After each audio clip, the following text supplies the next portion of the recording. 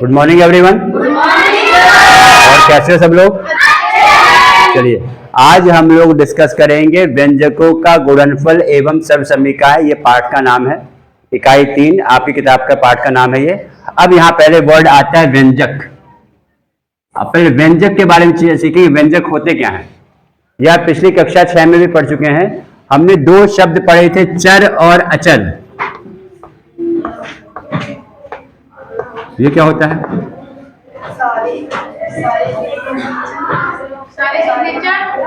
अगर मैं कहूं यहाँ पे टेबल के ऊपर कितनी किताबें दिख रही हैं? यहाँ पे 3 किताबें हैं।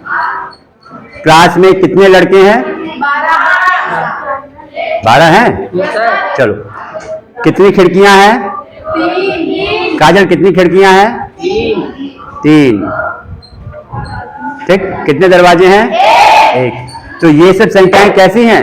फिक्स हैं, बदल से नहीं सकती। अगर मैं कह रहा हूं कक्षा में 3 खिड़कियां हैं तो 3 ही खिड़कियां हैं, हमें पक्का पता है 3 खिड़कियां हैं। ठीक, अगर हमें पता है कि कितने लड़के हैं, 12 लड़के हैं, तो 12 लड़के हैं। 12 एक फिक्स नंबर है जो बदला नहीं जा रहा है। ठीक है, तो वो उसे हम क्या कहते हैं? अचर। 3 किताबें थी, 12 लड़के थे, फिर 3 खिड़कियां थी, एक पंखा है, ठीक, एक दरवाजा है। ये सब संख्या की क्या कहते हैं? इसको अचर। ठीक, हम मान लो अब कोई बच्चा आया, कोई आया है ना, और वो देखे तो वो जल्दी से काउंट नहीं कर पाया, तो वो क्या कहेगा? कक्षा में कुछ लड़के हैं, कक्षा में कुछ लड़के हैं, या कक्षा में कुछ लड़कियां हैं। ठीक, हम अगर मान ले कि हम लड़कों को प्रदर्शित कर रहे हैं एक्स से, किसे प्रदर्शित कर रहे हैं? एक्स से। ये हो गए हमारे क्लास के छात्र, छात्र से शब्द है। और हम कह दें, वो कहेगा भाई कुछ छात्राएं हैं, कहे भाई कितनी छात्राएं हैं, कुछ तो बताओ। तो क्या कहोगे? भाई मान लो y छात्राएं हैं, छात्र और छात्राएं। ठीक है, x छात्र हो गए, y छात्राएं हो गई। अब पूछे कितने छात्र और छात्राएं हैं? यानी अगर देखा जाए x का मान वर्तमान स्थिति में 12 है, 12 अचर, जो वो क्वांटिटी जो बदली ना जाए। यानी x का मान अलग अलग हो सकता है। आज जैसे 12 छात्राएं हैं, कल हो सकता है 15 छात्र हो जाएं, हो सकता है फिर 8 छात्र हो जाए। x का मान बदलेगा तो प्रत्येक दिन के हिसाब से x का मान अलग अलग हो जाएगा। कितनी छात्राएं हैं? छात्राएं कितनी हैं? अच्छा, 12 छात्राएं भी हैं। यानी यहाँ पे y का मान भी आज के दिन 12 है। भाई हमने y छात्र माना, y छात्राएं माना था, तो आज के दिन भी क्या हो गया? छात्राएं कितनी हैं? 12 हैं। अब छात्राओं की संख्या में हर दिन वेरी कर सकती है। अब पूछा जाए कितने छात्र छात्राएं हैं आज के दिन? 12 + 12 24 हो गए आज के दिन। अगर हम x और y मान लेंगे तो कितने जाएंगे? कितने छात्र और छात्राएं हैं? x + y, क्योंकि दोनों अलग अलग क्वांटिटी हैं। छात्रों को दिखाया है हमने x से, छात्राओं को दिखाया है हमने y से। तो इसको कहा जाता है चर, इसको कहा जाता है चर। सही है। अब जैसे यहाँ पे कुछ दिया है हमने 2x, अगर हम x को मान लो छात्रों की संख्याएं मान लें तो 2x क्या दिखाएगा? 2x क्या हो गया है? व्यंजक। यानी इसमें क्या है? एक अचर है, एक चर है। एक तो ये क्या है बेटा? एक पदीय व्यंजक। यानी यहां से हमें ये समझ में आ गया है कि भैया व्यंजक में चर भी हो सकता है, अचर भी हो सकता है, और एक से ज्यादा भी हो सकते हैं, जिसको हमने गणित की संक्रियाएं, कितनी संक्रियाएं हमारे पास पढ़ी हम लोगों ने? जोड़ना, घटाना, गुणा करना और भाग। ये 4 संक्रियाएं अभी तक हम लोगों ने पढ़ी हैं। 4 संक्रियाएं पढ़ी है अभी तक। यानी अगर हम चर और अचर को गणित की संक्रियाओं से जोड़ दें, जैसे यहाँ पे प्लस माइनस, भाग भी हो सकता है, एक भाग वाला भी लेते हैं भैया कि 7x भाग y, तो ये हो जाएगा आपके पास। यानी चर और अचर के समूह को अगर गणित की संक्रियाओं के साथ लिखा जाए तो उसे हम कहते हैं व्यंजक, उसे हम कहते हैं व्यंजक। ठीक है, जैसे एक पदीय है, एक पद है, हम अगर कहें दूसरा x प्लस 5, इसमें कितने पद हो जाएंगे? एक पद, दो पद, इसमें क्या कहेंगे? द्विपदीय। ये सुना होगा बचपन में, दो पद है, द्विपदीय। ठीक। हम अगर मान लें कि क्लास में कुल कितनी किताबें हैं, भाई हमें किताबों की एग्जैक्ट संख्या नहीं पता है, सबके पास 24 की हो जाएंगी, गणित की भी होंगी, इतिहास की भी होंगी, भूगोल की भी होंगी। हम मान लेते हैं किताबों को हम दिखा रहे हैं जेड से। किताबों को हम किससे दिखा रहे हैं कि हमारे पास कक्षा में सब बच्चों के पास, हमें एग्जैक्ट संख्या तो पता नहीं है, हमने उसको माना कि किताबें कक्षा में जेड हैं। तो कुल कितने छात्र, कितनी छात्राएं और कितनी किताबें हो जाएंगी? x plus y plus z. यहाँ पे 3 पद हो गए बेटा, तो क्या कहेंगे? त्रिपदीय। क्या कहेंगे? त्रिपदीय। आई होप आपको व्यंजक समझ में आ गया होगा। व्यंजक चर और अचर के समूह को जब हम संक्रियाओं के साथ जोड़ देते हैं तो हमें व्यंजक मिल जाता है। व्यंजक समझ में आ गया? अब आता है व्यंजकों का गुणनफल। अब जो हमने व्यंजक पढ़े हैं इसका गुणनफल भी अलग अलग प्रकार से होता है। अब कैसे कैसे गुणन हो सकता है भाई? कैसे कैसे गुणा हो सकता है ना? चलो यहां पे हम मान लें, हाँ 5 किलोग्राम, 5 किलोग्राम अगर दाम का मूल्य, या कह लो पहले अगर 50 रुपए है तो 2 किलोग्राम दाम का मूल्य कितना हो जाएगा?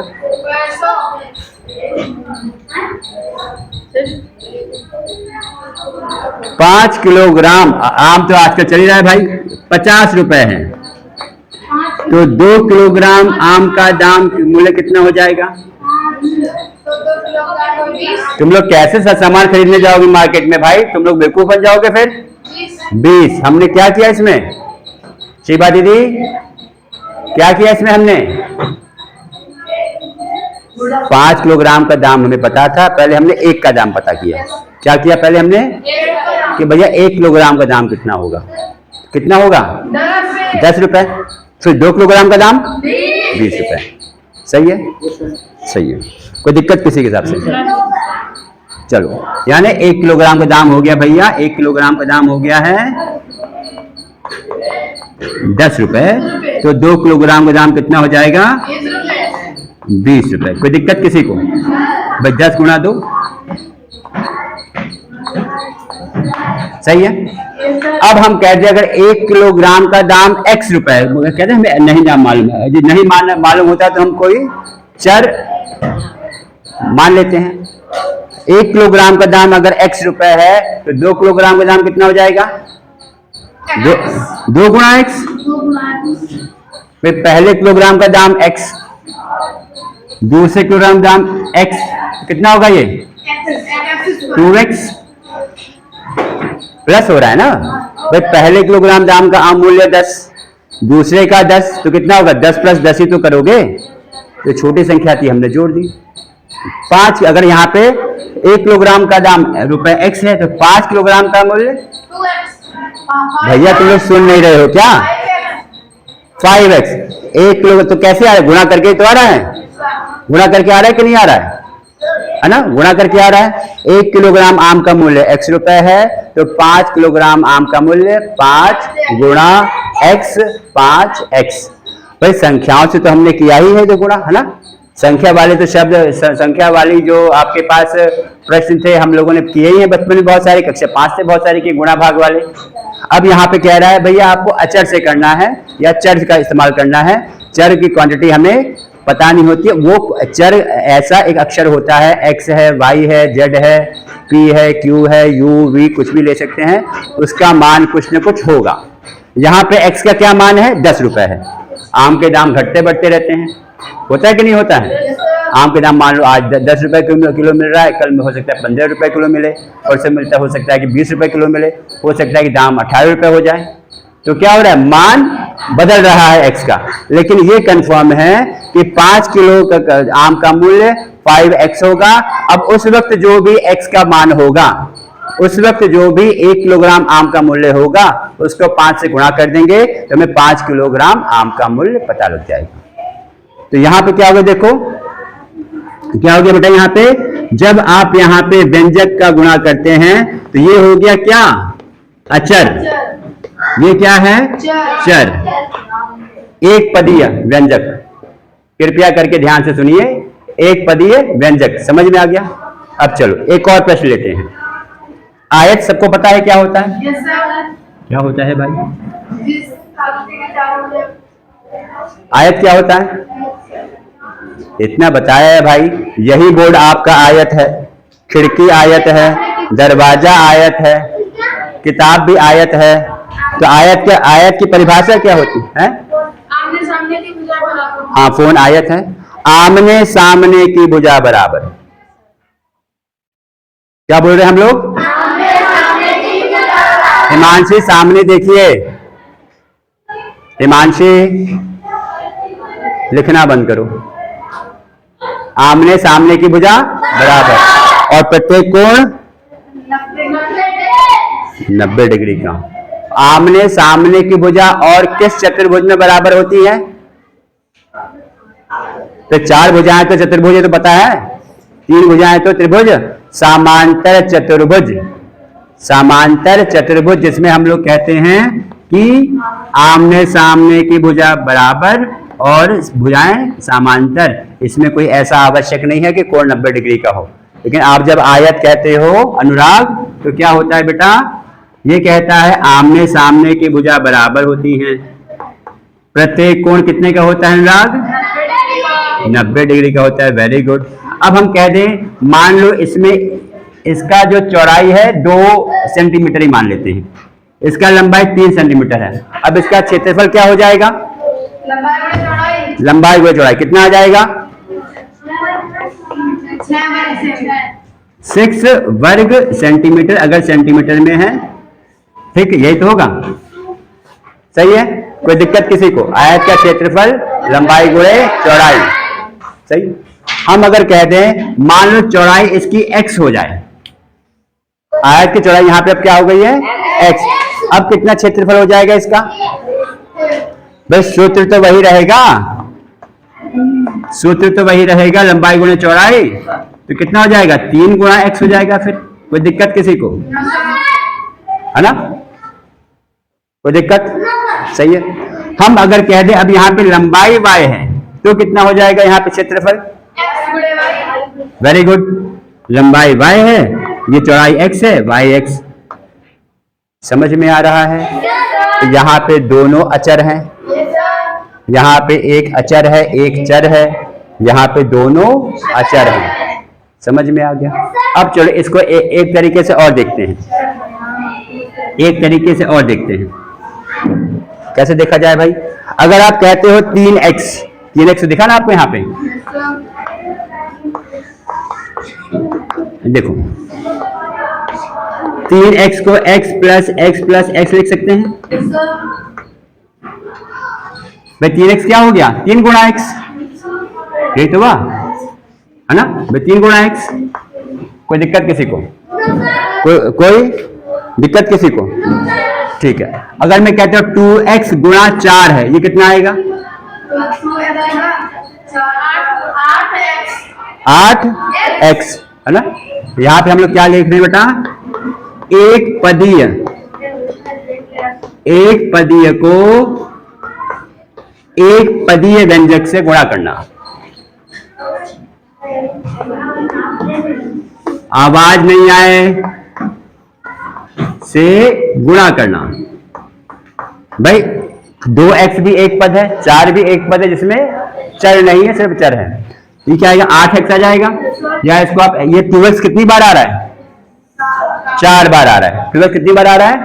4 बार। तो 2x plus 2x plus 2x plus 2x, देखो ये जोड़ के 8 आ रहा है ना। 2 प्लस 2 4, 4 प्लस 2 6 प्लस 2 8x। अच्छा, गुणा होता क्या है?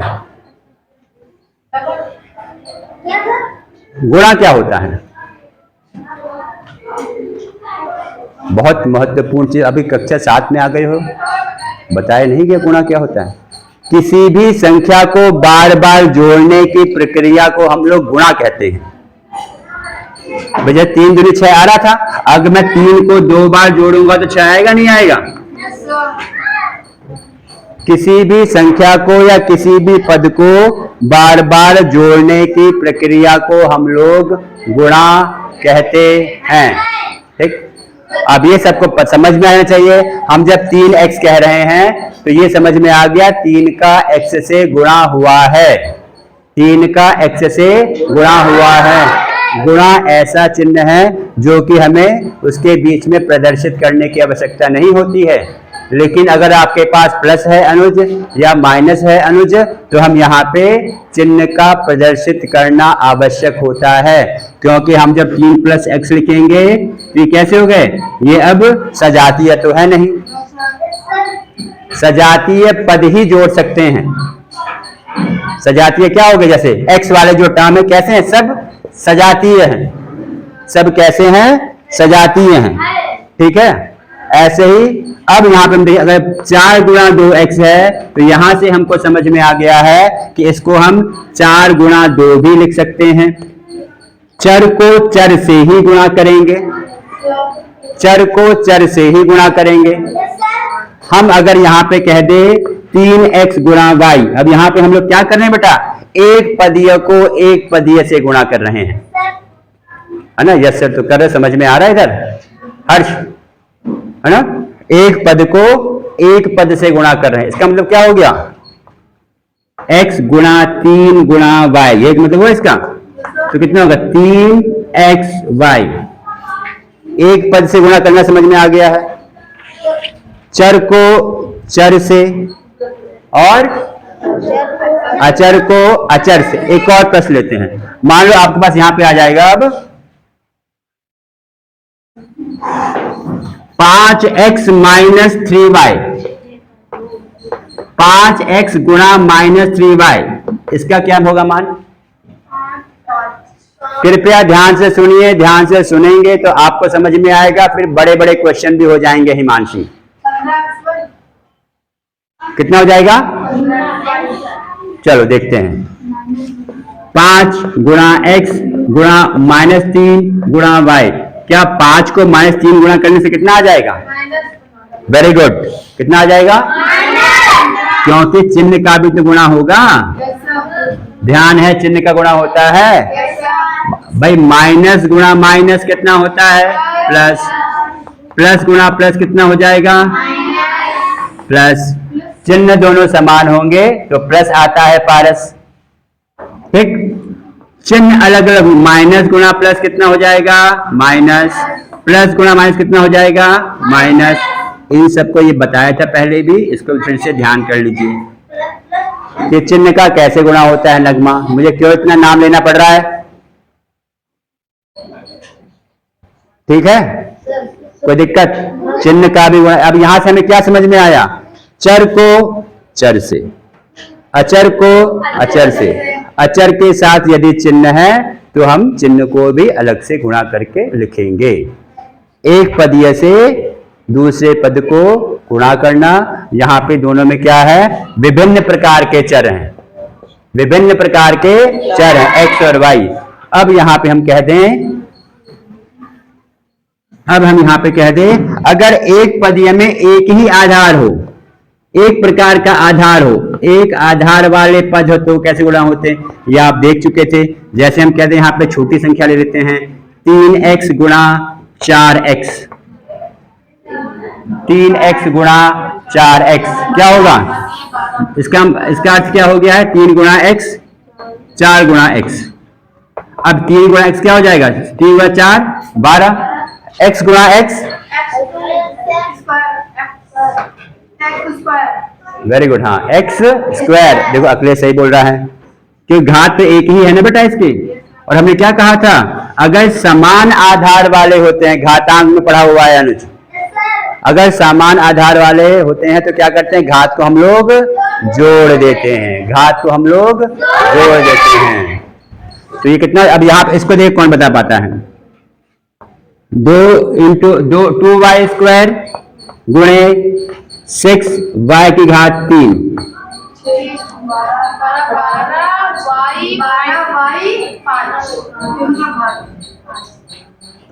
दो छंग 12, y की घात जुड़ जाएगी क्योंकि आधार सेम है, तो 12 y की घात 5। कोई दिक्कत किसी को? ठीक ठाक लग रहा है? समझ में आ रहा है ना? यानी हम लोग क्या करते हैं, किसी भी बीजीय, किसी भी व्यंजक में एक पदीय व्यंजक को गुणा करेंगे तो क्या हो गया, आप अचर से अचर को, चर से चर को, चर का अगर आधार सेम है तो घातांक के नियम का प्रयोग करेंगे।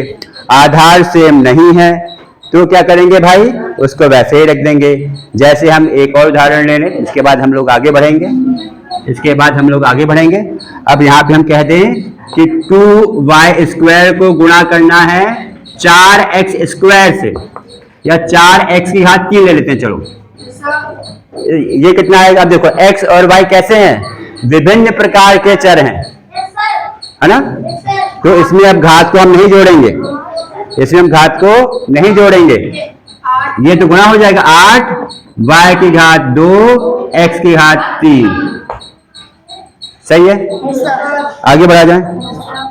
ठीक है, तो ये क्या हो गया, विभिन्न चर वाले पदीय का गुणा। ठीक, चलो अब इसके बाद क्या आता है,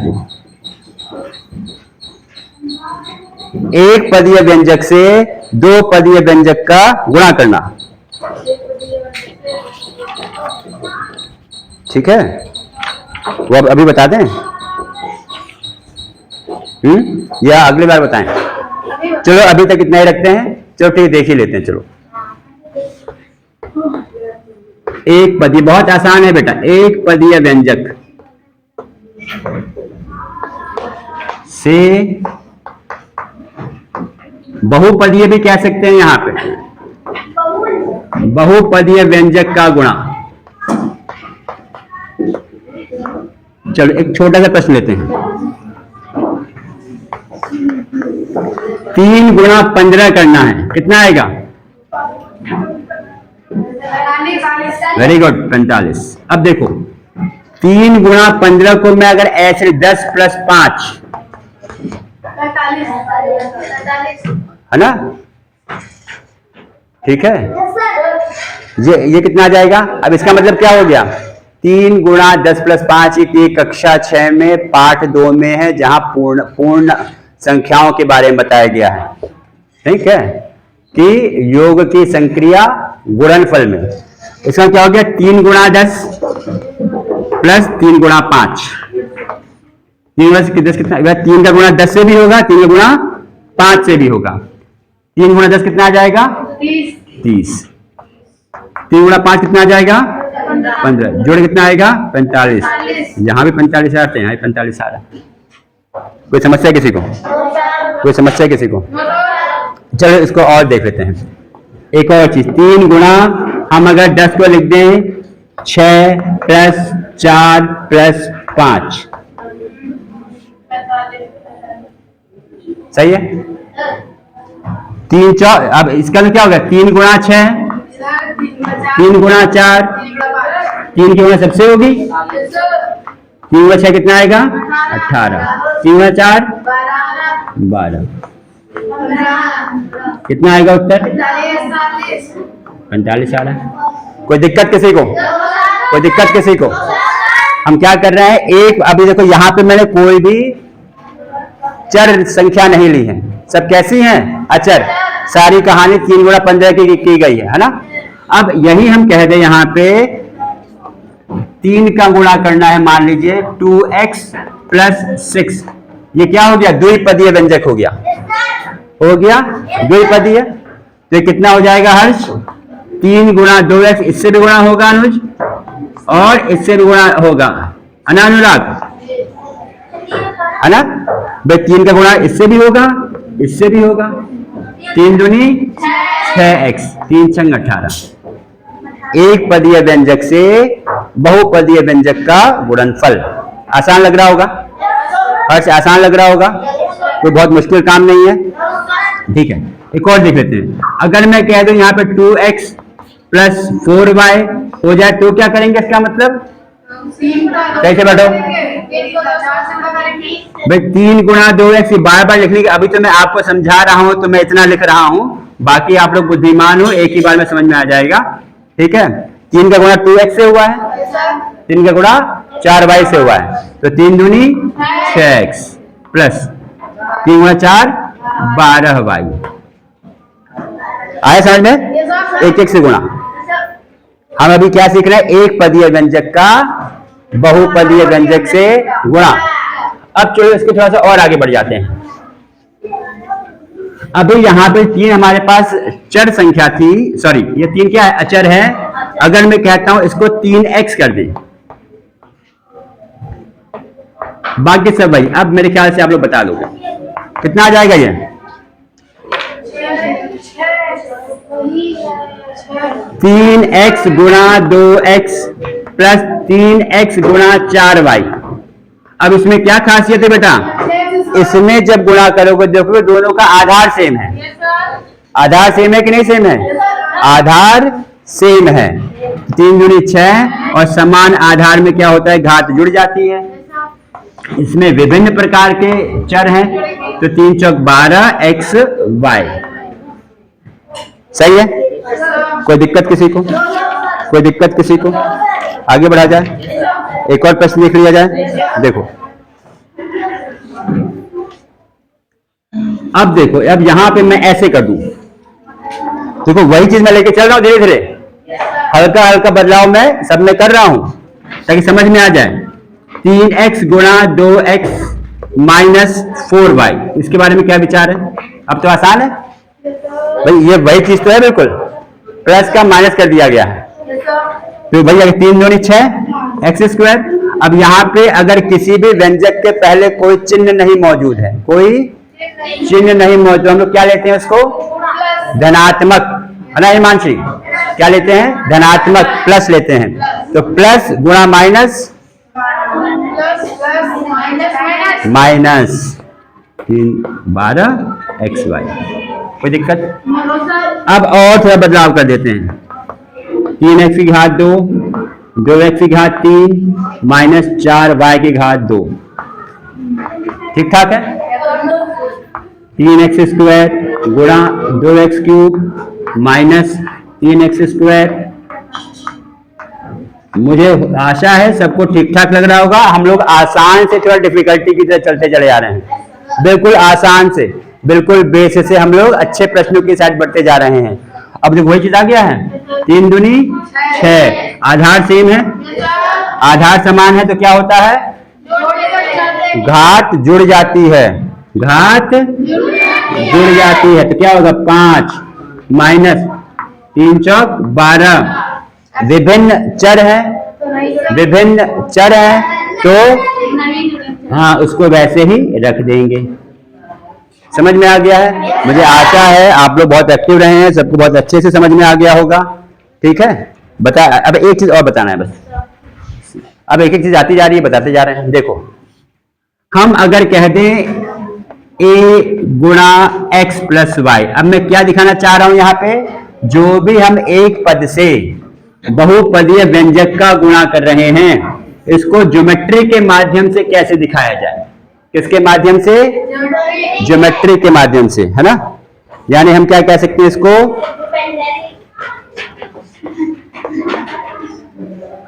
अकेले अकेले हंसने की नहीं हो रही है, ज्योमितीय निरूपण। देखो a गुणा एक्स प्लस वाई, ये कैसे जाएगा, एवं सत्यापन, एवं सत्यापन। अब देखो ये हमको भाई समझ में आ गया है, अब सबको समझ में आ गया होगा। a गुणा एक्स करेंगे तो ऐसे करेंगे भाई, गुणनफल में योगफल का वितरण, यही तो आएगा, सही है। अगर मैं एक यहां आयत बना लूं, इसकी लंबाई x है, चौड़ाई a है, दूसरा आयत बना लें, इसकी लंबाई y है, इसका चौड़ाई x है, सही है। इसका क्या होगा क्षेत्रफल? हाँ, तो कितना आएगा? a गुणा x। कितना आ जाएगा? ax। इसका क्या हो जाएगा? a गुणा y, है ना। अब भैया अगर दोनों आयत को एक साथ मिला दें,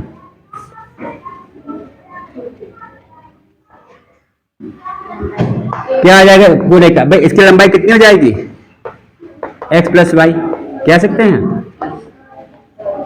भाई लंबाई x प्लस वाई, दोनों विभिन्न चर हैं, तो प्लस का चिन्ह बीच में आ गया है।